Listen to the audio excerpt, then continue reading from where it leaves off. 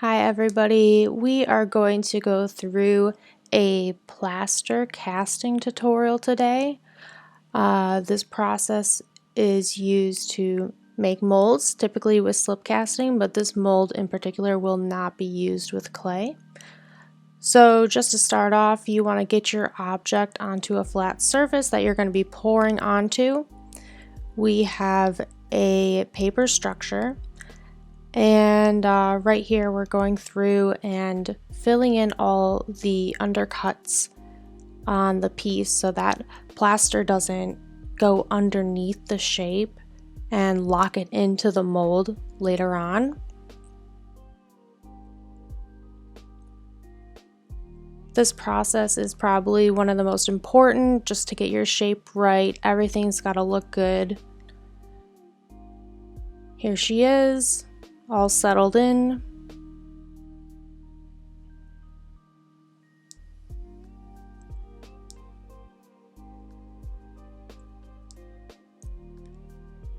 And throwing the cottle boards over it. This is going to be the frame for our mold.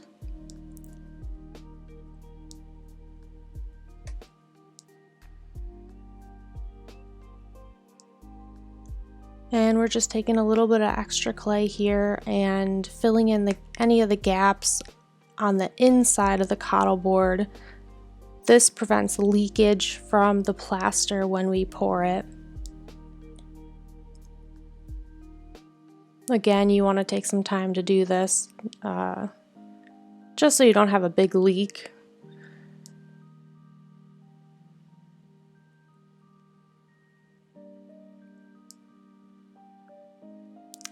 And we do cover the piece with Murphy's oil soap. This is just a really cheap mold release that a lot of people use so that the plaster doesn't adhere to whatever object you're casting.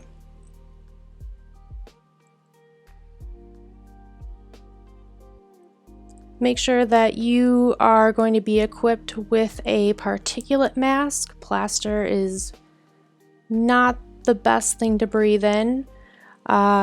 We do have a ventilation system running.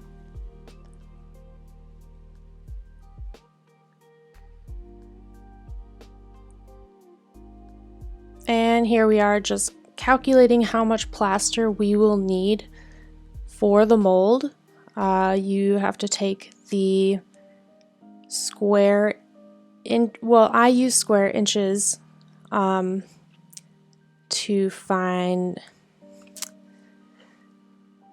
the volume, and based off the volume of the space you're filling up, you have to measure a particular amount of plaster to water ratio.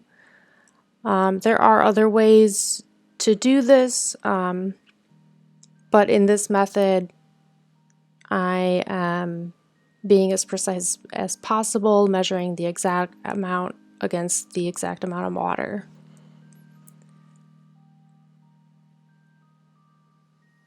Make sure that you do have your ventilation system right next to you, so no plaster bits get anywhere else into the air.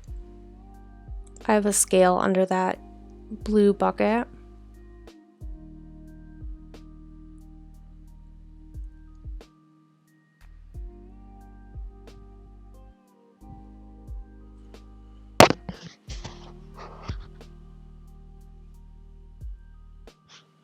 And now measuring the amount of water that we will use.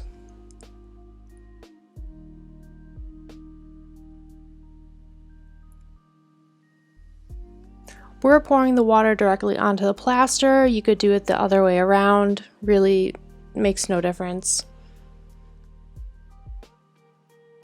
Cold water will allow your plaster to set a bit more slow, so if this is one of your first times doing it, I recommend going with cold water.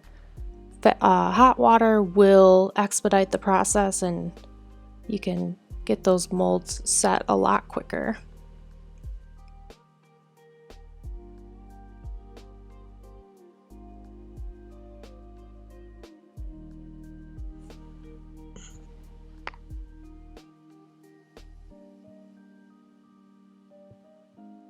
And you just want to mix until there's no big lumps left in there.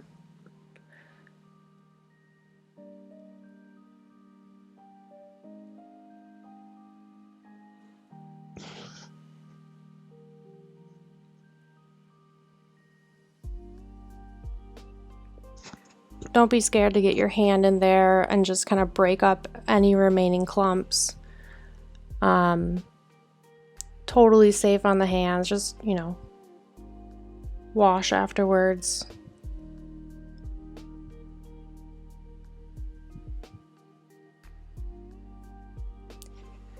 And your plaster will be like pretty watery when you first mix it. The longer it sits in the bucket pre-pour, the thicker consistency it will become. So it will influence like the type of pour you're getting on top of your mold.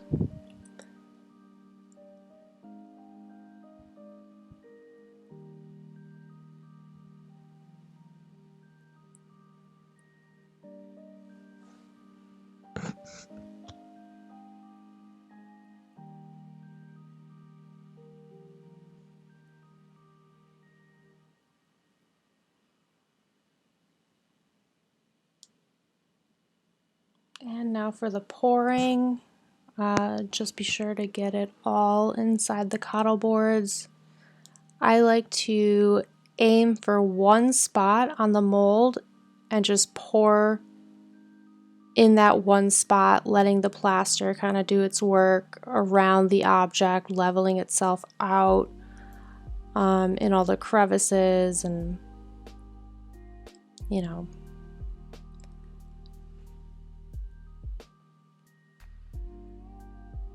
You can kind of tell our plaster did thicken up a bit.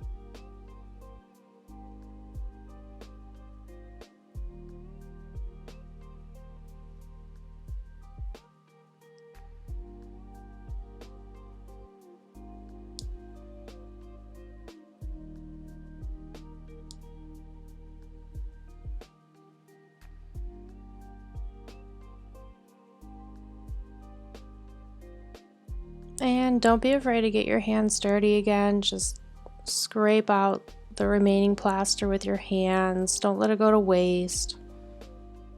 It makes cleanup so much easier. The cleaner your bucket is, the better off you're going to be.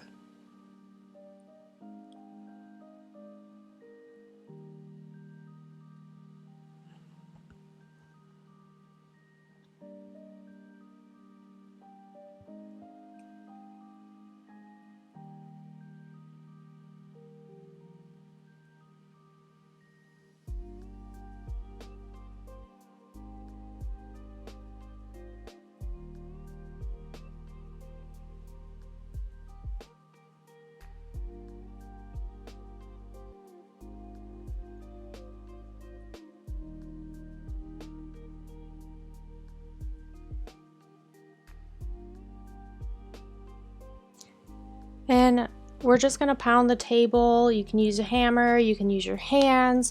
This lets all the air bubbles come to the top, ensuring that your mold is as solid as possible. And it does reach into all those nooks and crannies of your object that you're casting.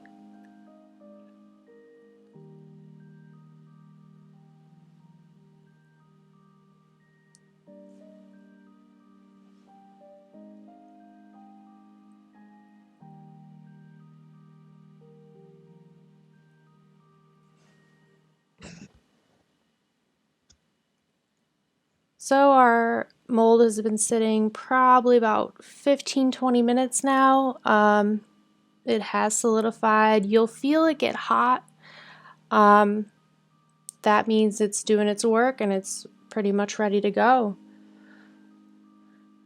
We're going to release the cottle boards.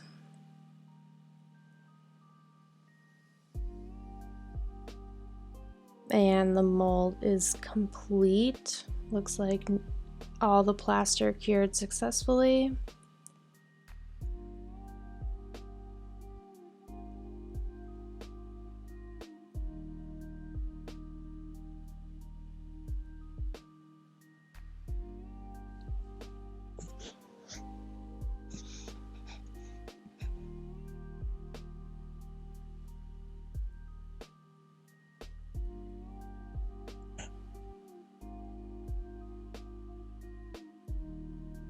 And the moment of truth.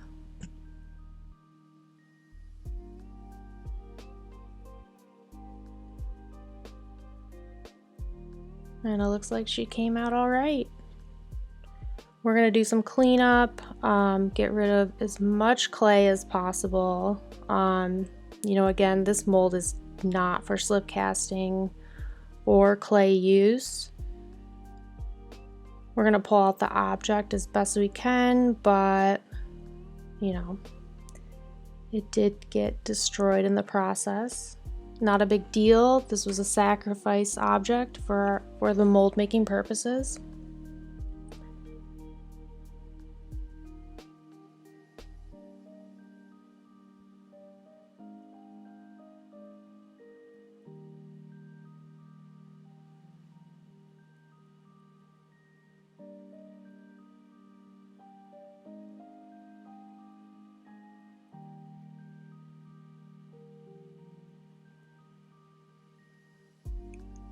And just a couple of last minute reminders.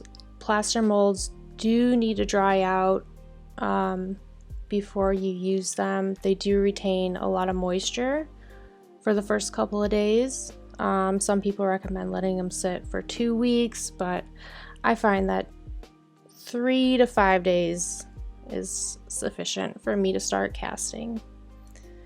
Yeah, most important part, clean up your space because plaster casting is super messy.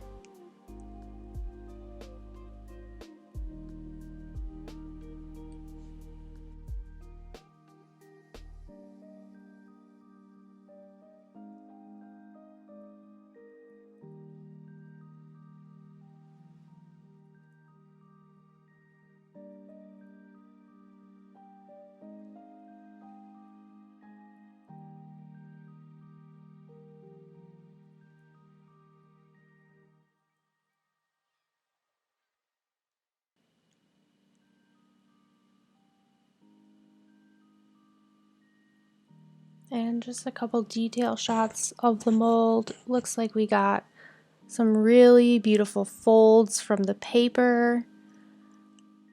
And I think we're pretty happy with the final product. This will be intended to be cast in silicone. You know, just any soft casting products won't have trouble being pulled out of this mold.